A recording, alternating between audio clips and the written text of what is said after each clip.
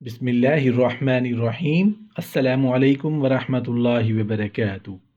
قبر کے عذاب سے بچنے کے لیے قبر کے عذاب سے بچنے کا طریقہ۔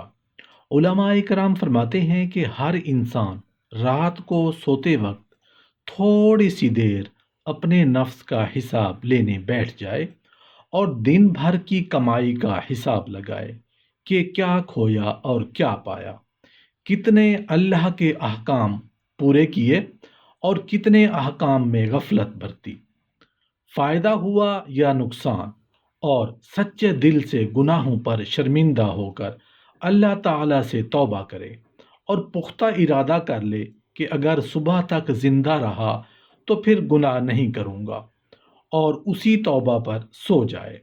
روزانہ رات کو سوتے وقت نئی توبہ کرتا رہے۔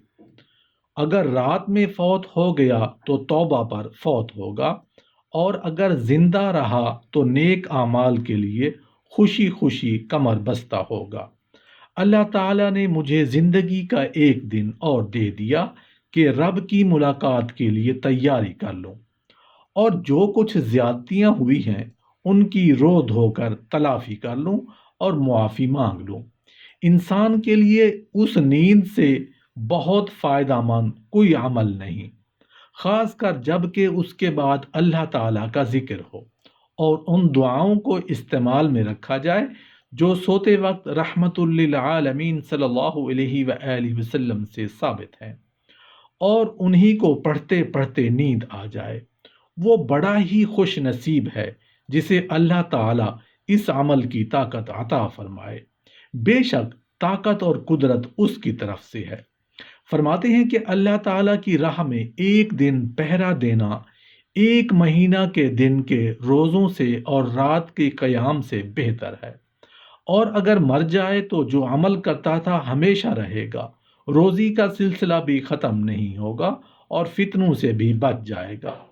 ہر مرنے والے کے اعمال ختم ہو جاتے ہیں سوائے اس کے جو اللہ تعالیٰ کی راہ میں پہرا دیتے ہوئے مر جائے، اس کا عمل قیامت تک جاری رہتا ہے اور وہ قبر کے عذاب سے محفوظ رہتا ہے۔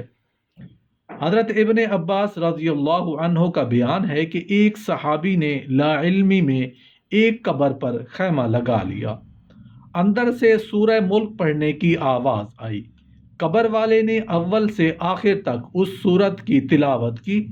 آپ نے رحمت للعالمین صلی اللہ علیہ وآلہ وسلم کے پاس آ کر یہ واقعہ بیان فرمایا یہ صورت عذاب قبر روکنے والی ہے اور اس سے نجات دینے والی ہے۔ حضرت ابن عباس رضی اللہ عنہ نے ایک شخص سے فرمایا، کیا میں تمہیں بطور تحفے کے ایک حدیث نہ سناؤں؟ تم اسے سن کر خوش ہوگے۔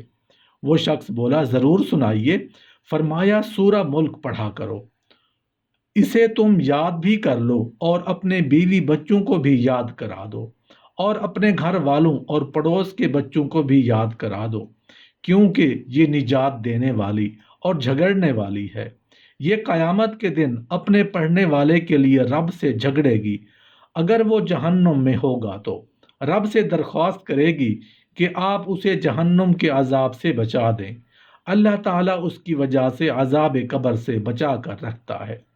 رحمت للعالمین صلی اللہ علیہ وآلہ وسلم نے فرمایا، میری خواہش ہے کہ سورہ ملک میری امت کے ہر فرد کو یاد ہو۔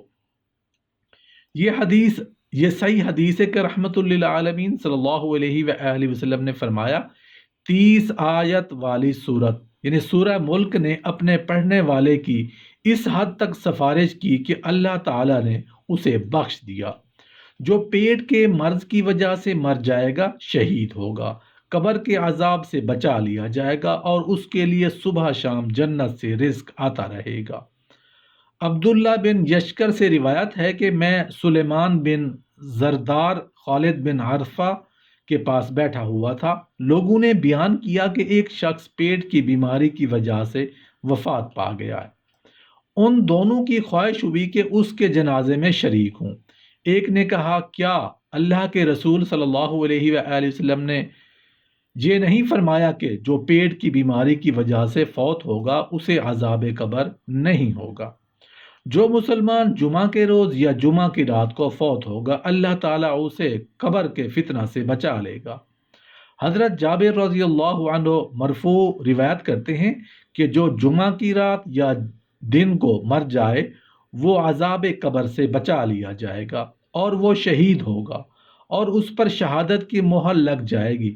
لیکن ان الفاظ میں عمر بن موسیٰ وجہی مدنی اکیلے ہیں اور وہ کمزور ہیں۔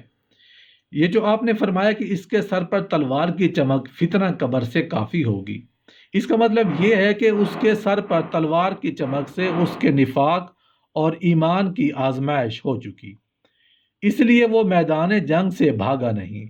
منافق ہوتا تو سر پر تلوار کی چمک دیکھتے ہی الٹے پاؤں بھاگ جاتا۔ پتہ چلا کہ اس میں ایمان ہے اور ایمان ہی نے اسے اللہ کے لیے اس جانی قربانی پر راضی کیا ہے، اور اس کے دل میں اللہ تعالیٰ ہی کے لیے غصہ اور ہجان پیدا ہوتا کہ اس کا دین غالب رہے اور اس کے نام کی عزت ہو۔ پس اس کا ایمان اسے قتل گاہ میں لے آیا اور قبر میں آزمائش کی ضرورت نہیں رہی۔